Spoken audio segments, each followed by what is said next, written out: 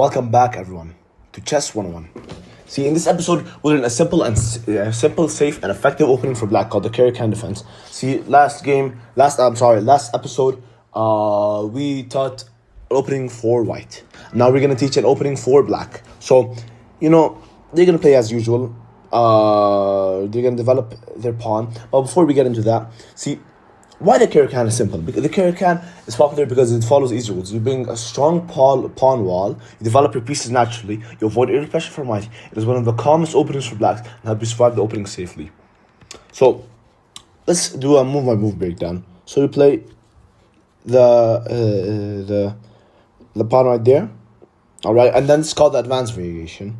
So when they're trying to advance their pawn, there are many lines for openings. This is one of them. We're gonna delve deeper into others.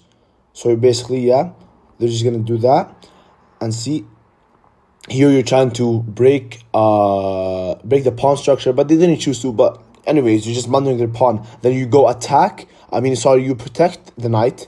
Okay, they're gonna do that, and now they checked your king, which just has no purpose in this instance because you can block and attack them at the same time. All right, now they're gonna be attacking your rook, but you can just block, and see. Even though you're down a pawn, you're still winning. You're definitely gonna win back soon. We'll win one back soon because look at the structure. We're much more developed.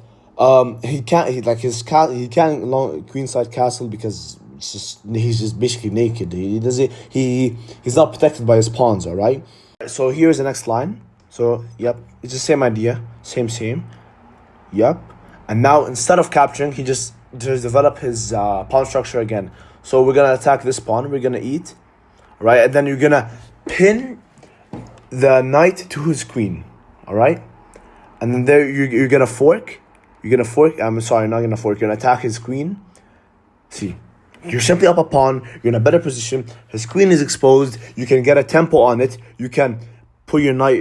You can put your pawn in front. You can do this. You can do that. It's one of the safest openings for black, basically. Okay, let's see the next line. And then this is the next one. Same idea. And now he does this.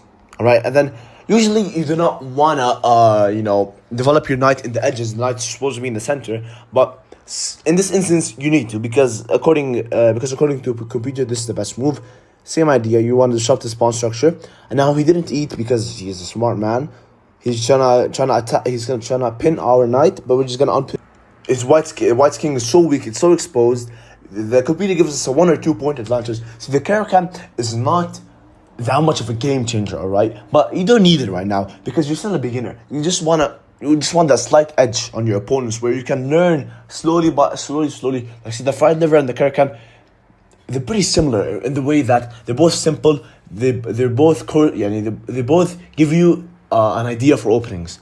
When you want to do an opening, you just gotta you have to how do I say this?